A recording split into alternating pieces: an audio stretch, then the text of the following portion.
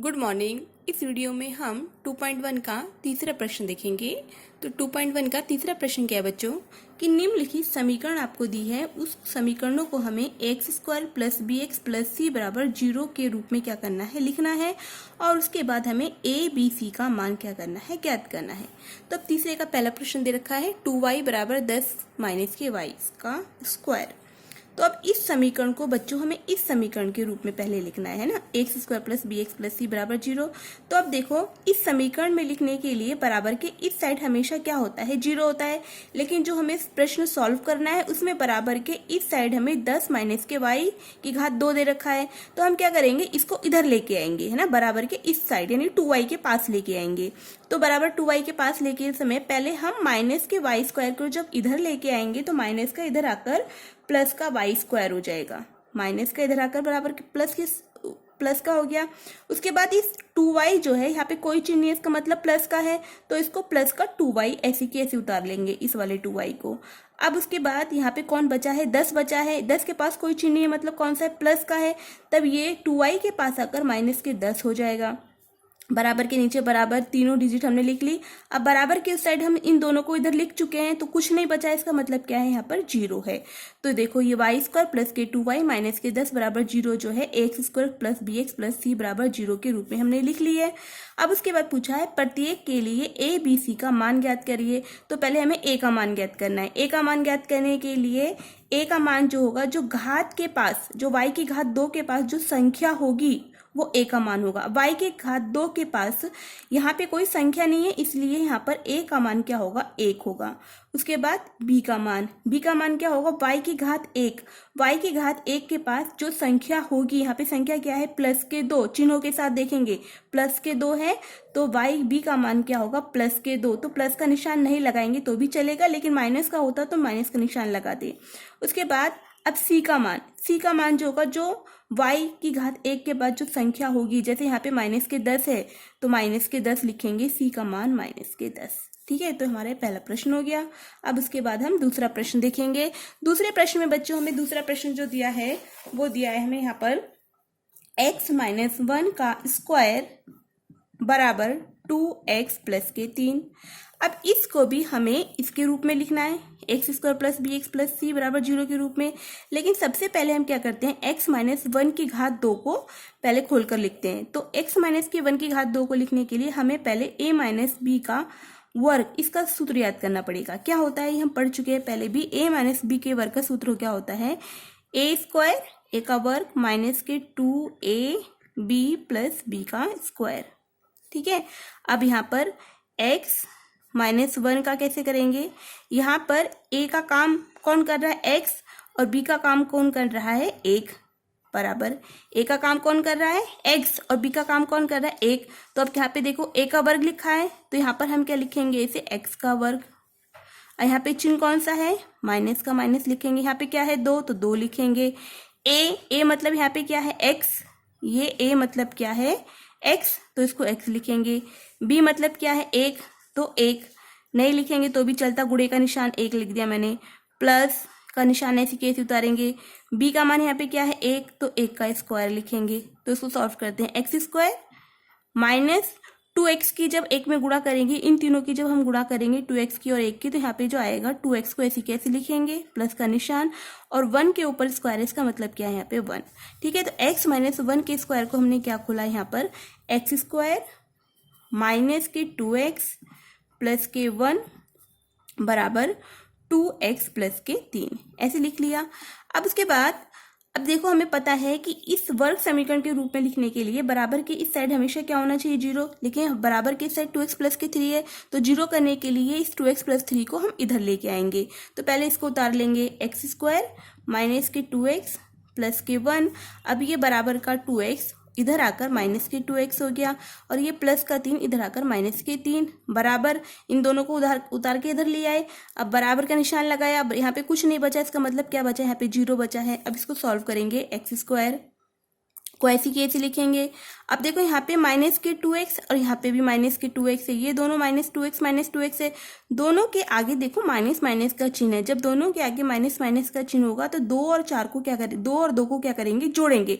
2 और 2 कितना होता है, 4, और चिन्ह कौन सा आएगा, माइनस का चिन्ह आएगा।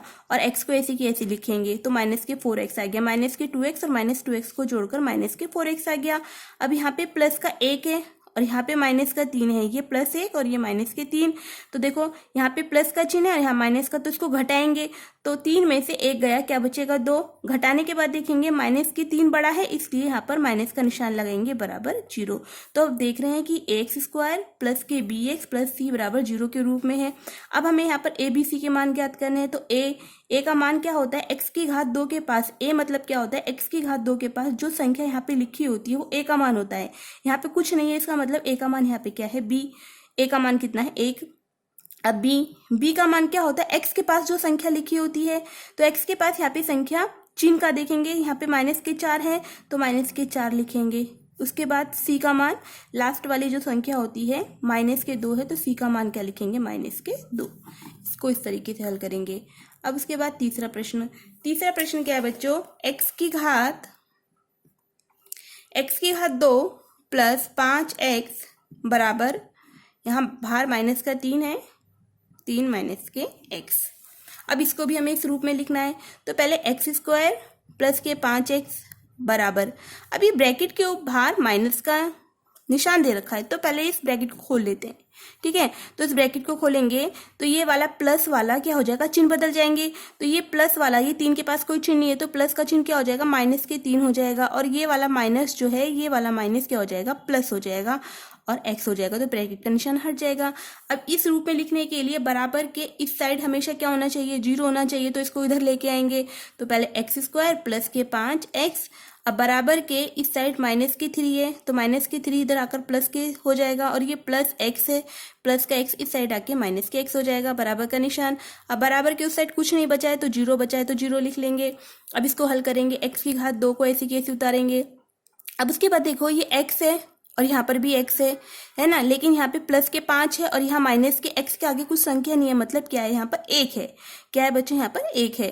तो ये प्लस का 5 है, ये माइनस का 1 है। तो 5 में से जब 1 को हम क्या करेंगे, घटाएंगे, तो 5 में से 1 गया 4। उसके बाद 5 की संख्या, 5 के पास प्लस का चिन्ह यानी प्लस की संख्या बड़ी है तो प्लस का चिन्ह लगाएंगे और x को ऐसी की ऐसी लिखेंगे, प्लस का 3 को ऐसी की ऐसी उतारेंगे, ठीक है, बराबर 0। अब देखो ये भी हमने x² plus bx plus c बराबर 0 के फॉर्म में लिखा है। अब a b c का मान कैसे लिखाएंगे, तो a का मान कैसे ज्ञात करेंगे, x की घात 2 के पास जो संख्या होती है वो a का मान होता है। तो यहाँ पे क्या संख्या है, कुछ नहीं है, मतलब 1 है।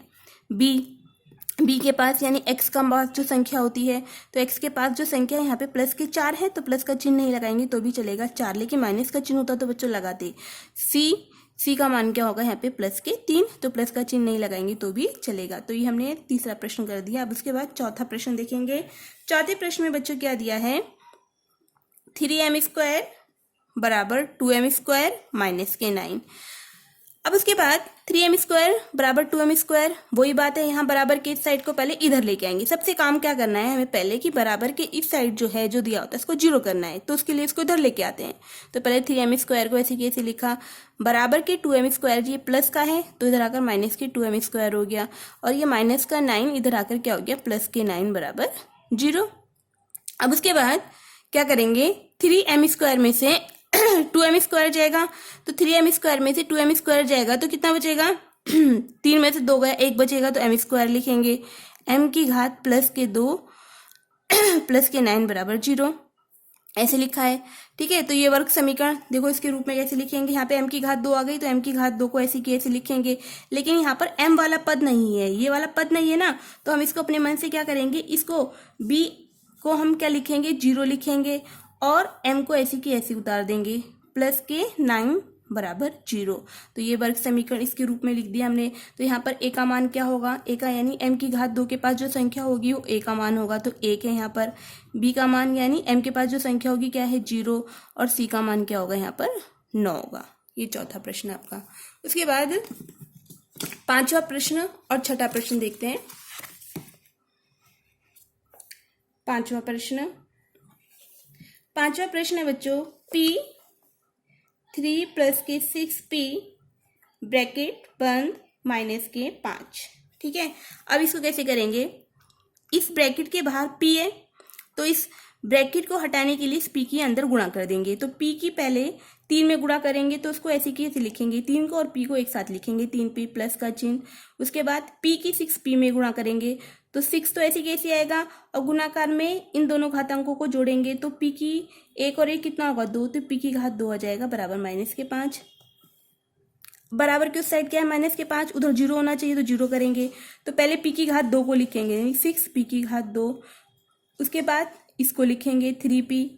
अब ये माइनस के 5 इधर आकर क्या हो जाएगा प्लस के 5 बराबर 0।